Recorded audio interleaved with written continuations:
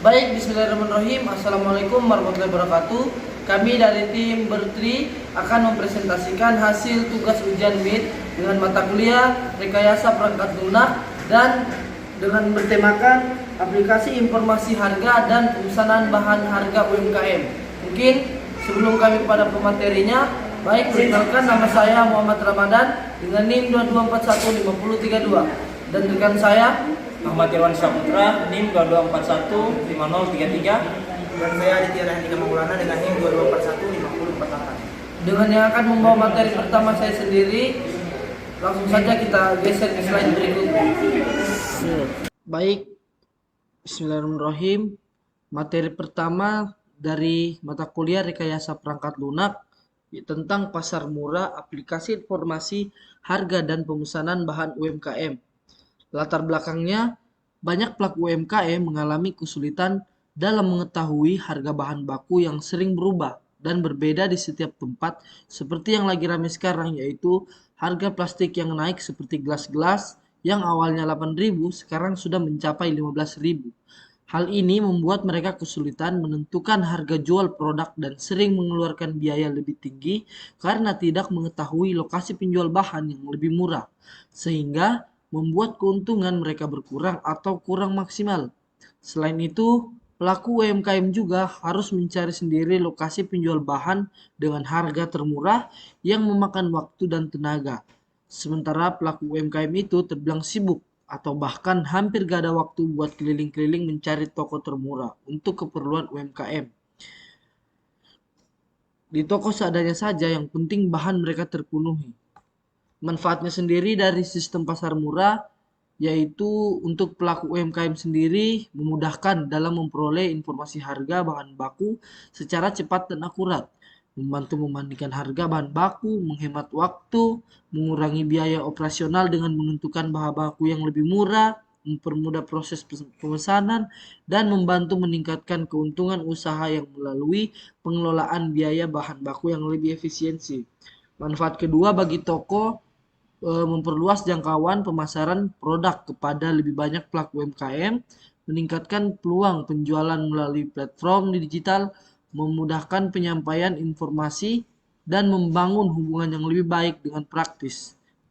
Sebelum masuk pada use case diagram.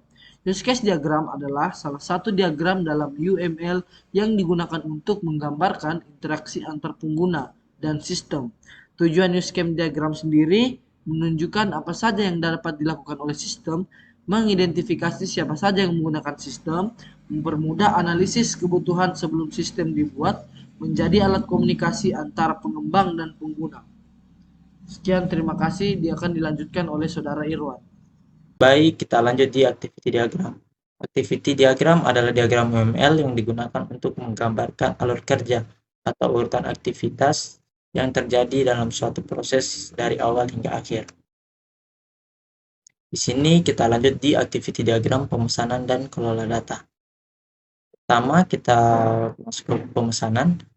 Di sini pelakunya yaitu user dan sistem.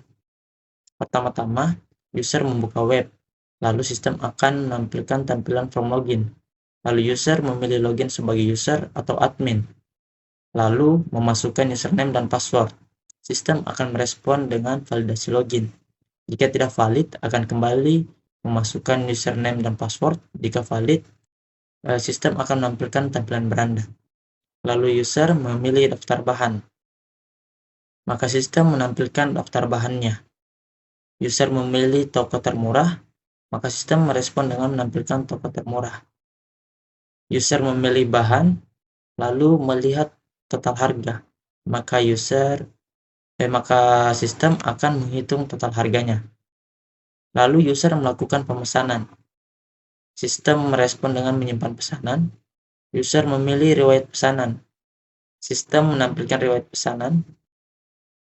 User memilih total pembayaran, maka sistem menampilkan total pembayarannya. Lalu user melakukan pembayaran dan sistem menampilkan pembayaran berhasil. Lalu activity diagram kelola data admin. Pertama, admin membuka web, lalu sistem menampilkan tampilan form login. Lalu admin memilih login sebagai admin, lalu memasukkan username dan password. Sistem merespon dengan validasi login. Sama seperti tadi, jika tidak valid, admin akan kembali ke memasukkan username dan password. Jika valid, menampilkan dashboard-nya. Lalu admin memilih menu kelola data, data bahan, toko, harga, pesanan, dan pengguna.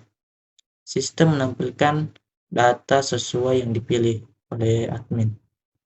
Lalu admin tambah, ubah, hapus data. Lalu sistem merespon dengan menampilkan pilihan tambah, ubah, hapus data. Lalu admin simpan perubahan. Sistem merespon dengan menampilkan data berhasil disimpan. Lanjut activity diagram registrasi user dan update harga bahan. Yang pertama, user akan membuka web. Sistem merespon dengan tampilan from login. User pilih menu registrasi sebagai admin, user, atau pemasok. Lalu sistem merespon dengan tampilan from registrasi.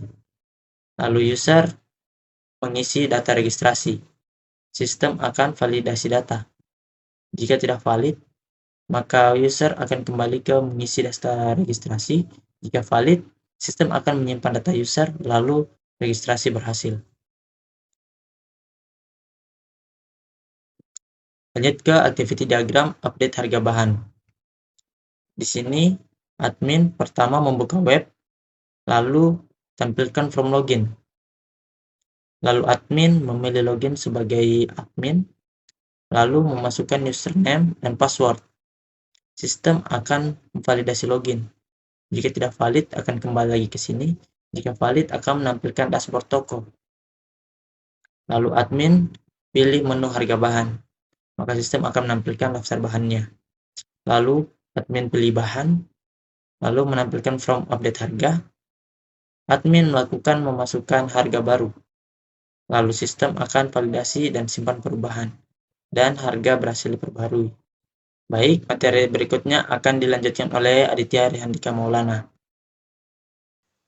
Baik, di sini saya akan melanjutkan materi yang sudah dipaparkan oleh teman kelompok saya. Di sini kita masuk ke kelas diagram. Di sini di kelas diagram. Di sini kelas diagramnya seperti yang kita lihat di sini terdapat beberapa tabel, yaitu tabel user, tabel pesanan, tabel detail pesanan, tabel bahan, tabel toko, tabel bahan, tabel pelaku UMKM, tabel supplier, dan tabel admin. Di sini kita langsung mulai saja untuk relasi-relasinya. Di sini terdapat tabel user dan tabel pesanan yang memiliki relasi yang bernama association, yaitu satu user itu dapat mengirim satu atau banyak pesanan. Dan jika dibalik, setiap pesanan itu dibuat oleh satu user. Nah, kemudian kita lanjut di sini ada pesanan, hubungan relasi pesanan ke detail pesan.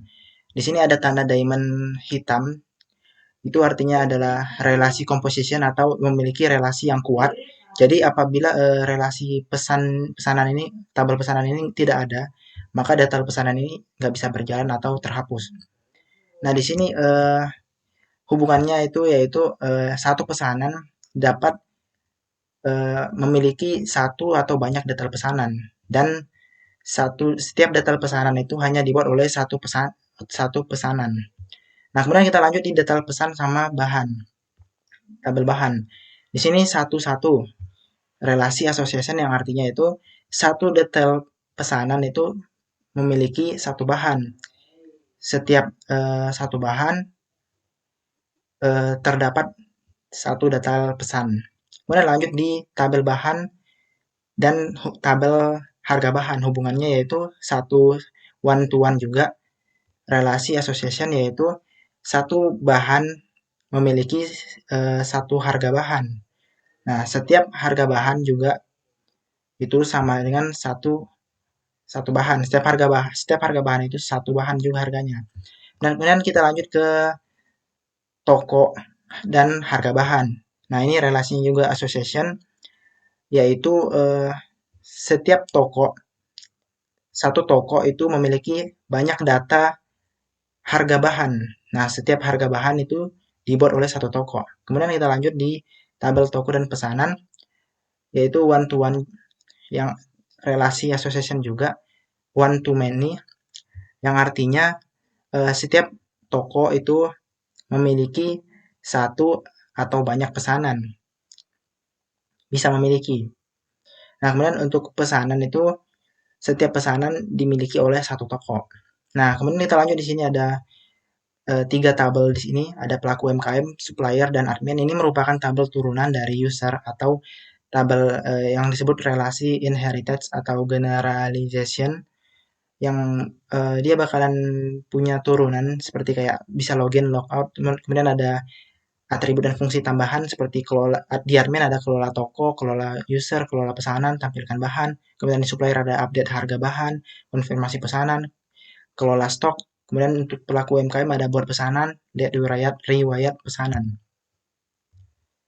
Kemudian kita lanjut ke risiko pengembangan sistem.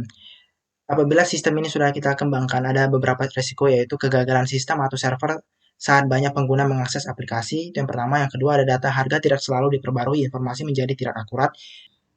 Kita lanjut di metode SDLC yang disesuaikan. Metode Software Development Life Cycle SDLC yang dipilih dalam project ini adalah waterfall. Metode ini dipilih karena kebutuhan sistem telah didefinisikan dengan cukup jelas sejak awal dan ruang lingkup proyek tidak terlalu kompleks. Tahapan waterfall meliputi analisis kebutuhan, perancangan sistem, implementasi, pengujian, dan pemeliharaan. Penggunaan metode waterfall memudahkan proses pengembangan karena setiap tahap dilakukan secara berurutan dan terdokumentasi. Karena setiap tahap dilakukan secara berurutan dan terdokumentasi dengan baik. Selain itu, metode ini sesuai untuk proyek akademik yang memiliki kebutuhan relatif stabil selama proses pengerjaan. Dan lanjut kita di MVP atau Minimum Viable Product. Di sini ada yang pertama fitur informasi harga bahan, menampilkan daftar bahan baku beserta harga, contoh minyak, tepung, gula. Kemudian yang kedua ada fitur rekomendasi toko termurah, menampilkan informasi toko yang menawarkan harga paling murah untuk bahan tertentu. Kemudian yang ketiga ada fitur pemesanan sederhana, yaitu pengguna dapat memilih bahan, melihat total harga, dan melakukan pemesanan. Kemudian kita lanjut di nilai tambah project. Di sini sistem pasar murah memiliki beberapa nilai tambah dibanding proses konvensional, yaitu yang pertama membantu UMKM menemukan bahan baku dengan harga paling murah secara cepat. 2. Mengurangi waktu pencarian informasi harga bahan dari berbagai toko. 3. Memudahkan pemasok dalam mempromosikan harga bahan yang tersedia. Kita lanjut di analisis kompetitor atau sistem sejenis. Di sini ada dua sistem sejenis yaitu Tokopedia dan Shopee. Nah, untuk Tokopedia ini memiliki kelebihan yang pertama, banyak pilihan penjual. Kemudian kedua ada sistem pembayaran lengkap. Kekurangan itu tidak fokus pada kebutuhan UMKM. Sulit membandingkan harga bahan baku secara spesifik. Kemudian Shopee kelebihannya banyak promo dan diskon. Pengguna sangat banyak. Kekurangannya tidak menyediakan rekomendasi toko termurah khusus bahan UMKM. Informasi harga sering bercampur dengan produk non UMKM. Nah, keunggulan sistem kami atau pasar murah itu fokus pada kebutuhan pelaku UMKM, menampilkan rekomendasi harga termurah, memudahkan pencarian bahan baku, dan membantu efisiensi biaya usaha. Kemudian lanjut di kelayakan sistem bagi pengguna. Di sini ada kelayakan operasional. Itu layak karena pelaku UMKM sudah terbiasa menggunakan smartphone hingga mudah mengoperasikan aplikasi. Namun kelayakan pengguna itu sangat layak karena sistem menyelesaikan masalah nyata yang sering dialami UMKM, yaitu pertama, kesulitan mengetahui harga terbaru. Kedua, sulit menemukan toko termurah. Dan yang terakhir, proses pemesanan yang masih manual. Kesimpulan dari kelayakan itu, sistem pasar murah dinilai layak untuk dikembangkan dan diterapkan karena mampu membantu pelaku UMKM memperoleh informasi harga bahan baku yang akurat, menemukan toko dengan harga terbaik, serta melakukan pemesanan secara lebih cepat dan efisien. Selain memberikan manfaat ekonomi bagi pengguna, sistem juga memiliki peluang untuk berkembang menjadi platform pemasok bahan baku UMKM yang terintegrasi.